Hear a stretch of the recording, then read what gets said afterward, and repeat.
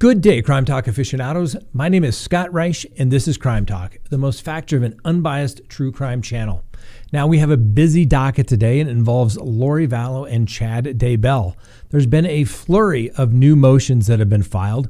It gives us a lot of insight, and it also makes you wonder, is Mark Means setting himself up for another embarrassing situation? Second, Leticia Stouk won't be teaching anytime soon. Third, a 12-year-old protects his grandmother and himself.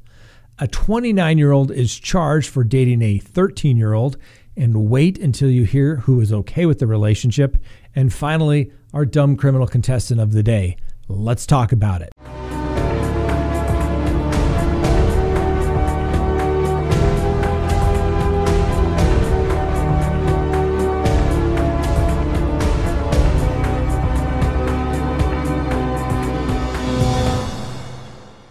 Good day, Crime Talk aficionados. This is Crime Talk. My name is Scott Reisch. Thanks for watching. If you haven't done so already, please hit that subscribe button and make sure you hit that little bell so that you receive notifications of when we go live or put up new content.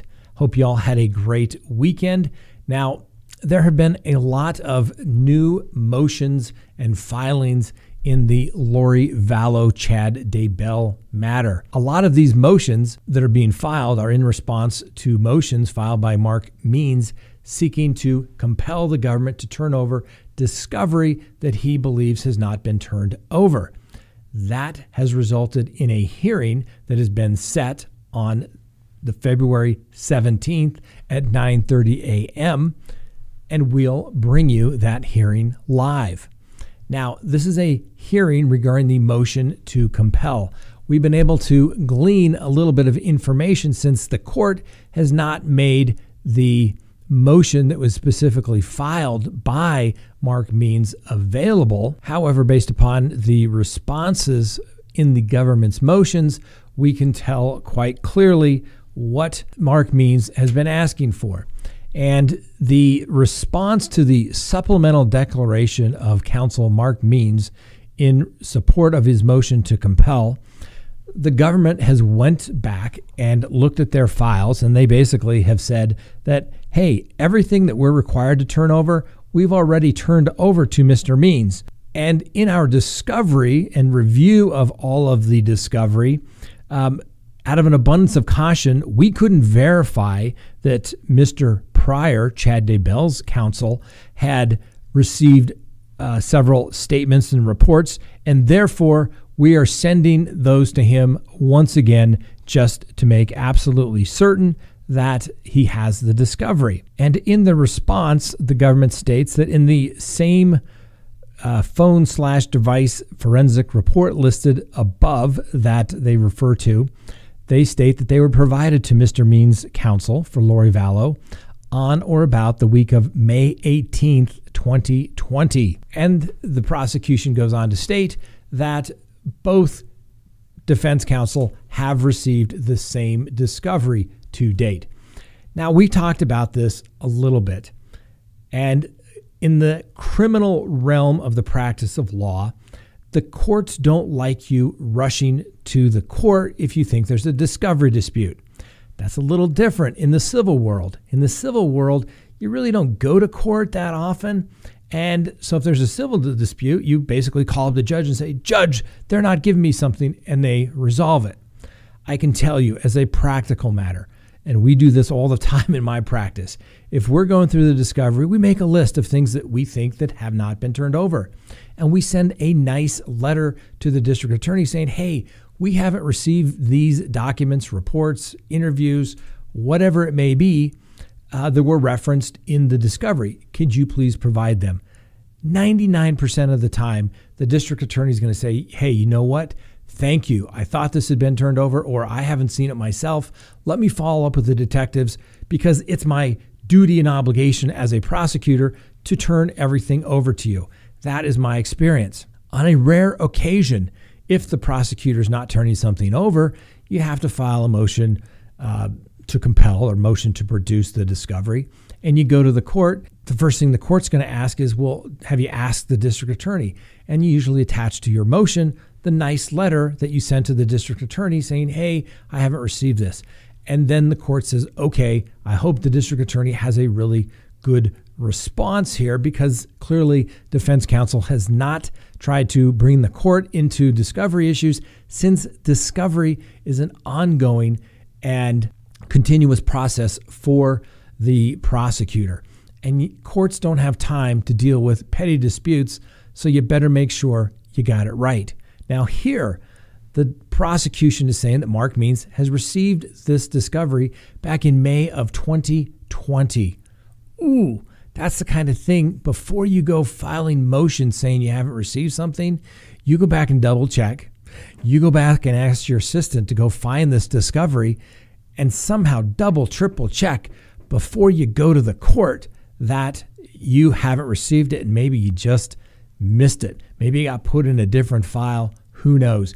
But you don't go to the court.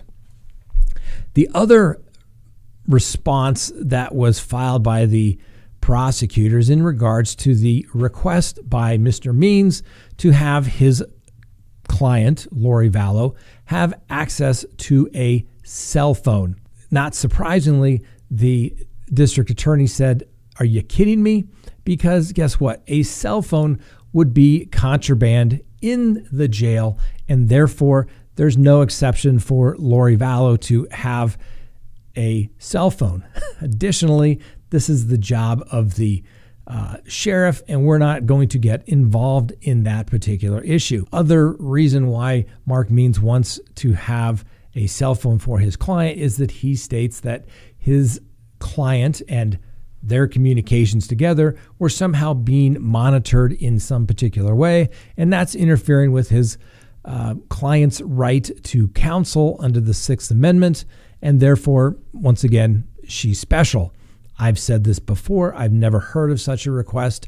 I couldn't imagine that a judge or a district attorney would agree to such a request. The district attorney, Mr. Wood, responds saying, "Are you kidding me?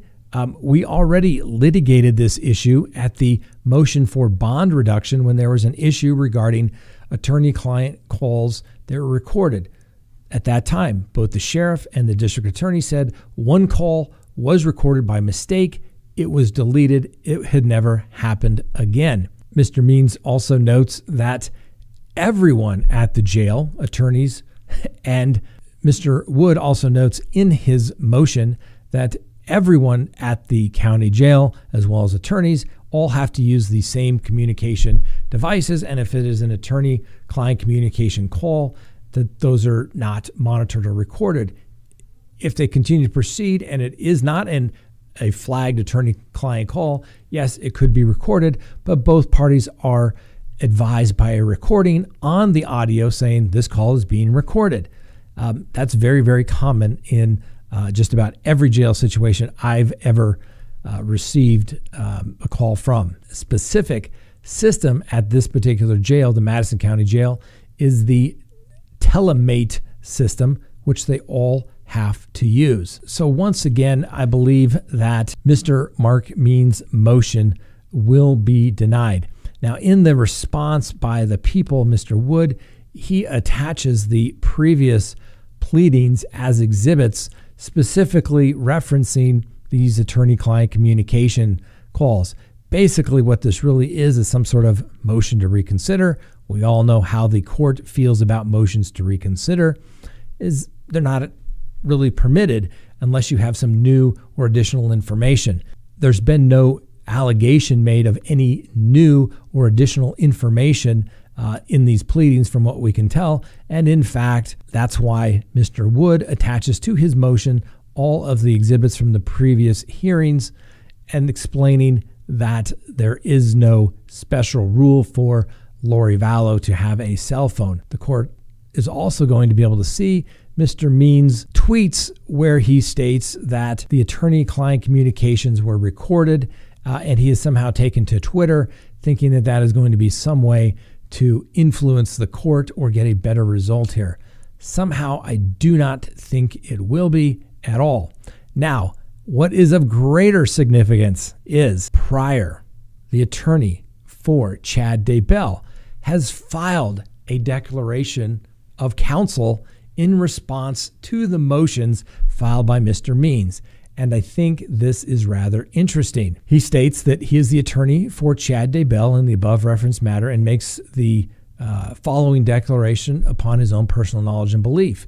And he states, Mr. Mark Means says that my client is currently being held at the Fremont County Jail, that there has not been a single issue with the Fremont County Jail or their staff as it relates to visitation or treatment of his client at the Fremont County Jail. That given the tremendous amount of local exposure given this case, the Fremont County Jail deputies and the entire staff have responded immediately to any questions I might have and have conducted themselves as exemplary professionals. Their exemplary conduct and professionalism have been consistent throughout the entire process so far. That as it relates to Mr. Daybell, I have not had a single incident of any type and have not had the same experience that Mr. Means has apparently had at the Madison County Jail. Bottom line is, different jails, okay, fine. One's in Madison, one's in Fremont. Is this his way to get the clients in the same situation? Don't know. I personally think that it is a way of Mr. Pryor trying to say, hey, I haven't had any problems. I don't want to be associated with any of this or somehow think that I'm joining in this motion in any way whatsoever. And in the final motion, the discovery of disclosure, the prosecution has stated that pursuant to the Criminal Rules of Procedure, Rule 16, which is self-executing and ongoing, that all of the statements of the defendant, the co-defendant, defendant's prior records, documents, and tangible objects have either been made available, produced already, or the defense counsel and their investigator can come at a mutually convenient time and photograph and inspect all of the materials. The district attorney states, in fact, all the reports of examination and tests attached as Exhibit A. Witness statements from state witnesses, will attach those as Exhibit B. Expert witnesses, addendum. Police reports previously been provided, detailing everything that is out there and everything that has been turned over. So, what will ultimately take place on the 17th at 9:30 a.m. before the Honorable Judge Stephen W. Boyce? I do believe that the defense, specifically Mr. Means and Lori Vallow, will not, and I say again, will not have any of their motions granted, as it appears the prosecution has done everything they can do, and it's very unlikely the court would grant, even if it wanted to, a cell phone for Lori Vallow. So I believe this is another embarrassing situation for Mr. Means and Lori Vallow coming up on Wednesday. We shall be there with you all and see how things ultimately turn out. Next on the docket, Leticia Stouk. Obviously, Leticia Stouk is accused of first-degree murder as it relates to the death of Gannon Stouk here in Colorado. Leticia Stouk has also been a teacher in South Carolina, and in fact, she notes that in her pro se letters to the court, as well as in previous situations, trying to seek some leniency in some way. Well, Leticia Stouk's teaching license was previously suspended back in 2016 because of what they refer to as unprofessional conduct. Specifically, she breached a contract for employment. Upon her arrest back in March of 2020, the state board summarily suspended Stouk's South Carolina education certification following her arrest. Well, now it has become official. The South Carolina State Board of Education has ordered a permanent revocation of Leticia Stouk's teaching credentials. Now, does this really matter in the big picture? Let's face it, Leticia Stouk has much bigger problems as it relates to her current charges and her current situation than her teaching certificate. But this just goes to show you when allegations are made, people's lives are affected and their ability to make a living, if she were to be found not guilty, has already been hampered in some way. Now, obviously, we'll continue to give Leticia Stouk the presumption of innocence. And as we've talked about before, the affidavit for the arrest warrant for Leticia Stouk clearly paints a situation where Miss Stouk has made a lot of different and contradictory statements about her interactions with Gannon, as well as what she did immediately thereafter. This matter is set for a preliminary hearing early next month. We will bring you updates as they become available. Next on the docket, a 12-year-old defends not only himself, but his grandmother. A 12-year-old shot at two masked intruders who broke into his grandmother's home just before 1 a.m. on Saturday morning. The intruders had demanded money from 73-year-old Linda Ellis and subsequently shot her. Police said the juvenile then fired in self-defense as the suspects, who then fled. Officers found one of the suspects, 19-year-old Khalil Herring, at an intersection near the home, suffering from an apparent gunshot wound. Preliminary evidence suggests that Khalil Herring was one of the two masked intruders and was shot during the robbery. Both Ellis, the grandmother, and Herring were transported to the hospital. Herring was later pronounced dead. Ellis, the juvenile's grandmother, was treated for injuries that were not life-threatening. The police do not anticipate bringing any charges against the 12-year-old simply because he was defending his grandmother's home, her and himself. At least common sense has prevailed there. Hopefully the other alleged suspect will be brought to justice as well. Before we continue on with the docket, a quick recess, please. And I'm telling you, this next story will convince you need to check people out. Please go to CrimeTalkSearch.com, sign up for a background subscription service. You'll be happy you did. If there's anyone out there you were ever curious about what was in their background, now is the time to do it. If you're going to get involved with somebody, now is the time to do it. When you go to CrimeTalkSearch.com, you put in the name, literally millions of public records are searched, and a report is generated. And it's going to give you a report. If they have multiple social media accounts, you're going to find it. If they have multiple phone numbers, multiple email addresses, it's going to be found. And more importantly, you're going to get information regarding criminal history. Hopefully the person you're searching has none whatsoever. But if it's there, it's going to be found. You're going to get everything you'd want to know, whether you're going into business or whether you're going into a personal relationship. You're going to be able to find out the information you want to know. So go to CrimeTalkSearch.com, sign up today. You'll be happy you did. All right, a 29-year-old man has been charged this week with sexually abusing a 13-year-old girl that he considered to be his girlfriend and that they were in a relationship. Bill Ernest Davenport and the girl, who initially denied any sexual involvement whatsoever, but Davenport later admitted that they were boyfriend and girlfriend. When Mr. Davenport agreed to provide a DNA sample along with examination of his phone, that's right, investigators found photos of Davenport molesting the girl. The victim's mother reportedly denied knowing anything about the relationship, but others told a much different story. Interviews revealed that it was common knowledge among Bill, the victim, and the mother's social circle that Bill and the victim were in a sexual relationship and that the mother encouraged and condoned the relationship. Not only does Mr. Davenport have charges, but investigators are asking that the mother be charged with injury to a child. Now, this took place in Idaho. We'll see if anybody gets too concerned about it, because obviously in the Vallow Daybell matter, it took a long time for really anyone to get too concerned about the children at all. Obviously, we'll give Mr. Davenport and the mom the presumption of innocence, and we'll see what happens in that case. And finally, our dumb criminal contestant of the day.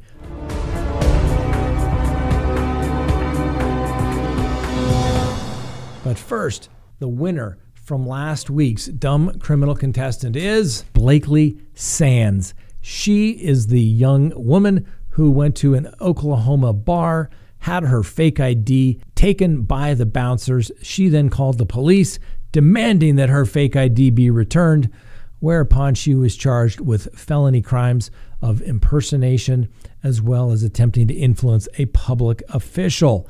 Not good. It was a close vote. I really thought that James Cushman was going to be the winner, the man who stole his fiance's ring from a previous marriage and gave it to his new fiance, whereupon the other fiance recognized the ring in his Facebook postings. It was kind of my personal favorite, but that's the way we call it. Blakely Sands, congratulations.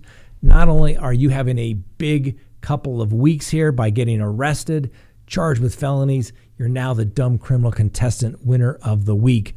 Congratulations. Now, we've said this before. If you'd like to get cool Crime Talk merchandise without having to become the dumb criminal contestant winner, that's right, because we'll send them a mug. Blakely, send us a photo of yourself with the mug and we'll put it up. But if you'd like to have that gear, simply go to the link below, order what you want. It'll be with you in a couple of days. Now, our dumb criminal contestant of the day. Meet Joanna Zielinski. She's 62 and she has a sister named Laura. They were apparently drinking the other night at their home down in Naples, Florida, when Laura went to sleep on the couch. Joanna, according to the police, stayed up and consumed more alcoholic beverages and perhaps a few narcotics. At some point, Joanna went crazy and attacked Laura, the sister, with an EpiPen, stabbing her multiple times. You know, an EpiPen is used for people that have allergic reactions. I think the most common one is, for example, bee stings, but it could be lots of other reactions. Now, when Joanna was asked by the police what she was doing, she stated, quote, "I'm allergic to drunks, so I injected her with an EpiPen so she wouldn't be drunk anymore. What's the big deal?" Now, Joanna was prescribed the EpiPen for herself, but her sister Laura was not and was actually a little concerned if she could have some sort of reaction or side effect with the EpiPen being injected in her multiple times. Joanna has been arrested for domestic battery and booked into jail. She's scheduled for an arraignment on March 1st. Congratulations, Joanna Zielinski. You are our dumb criminal contestant of the day. All right, that's all we have for you today. Thanks for watching. Don't forget, tomorrow we'll put up a show, but we'll also have our weekly live at 6 p.m. Mountain Time. Please join us.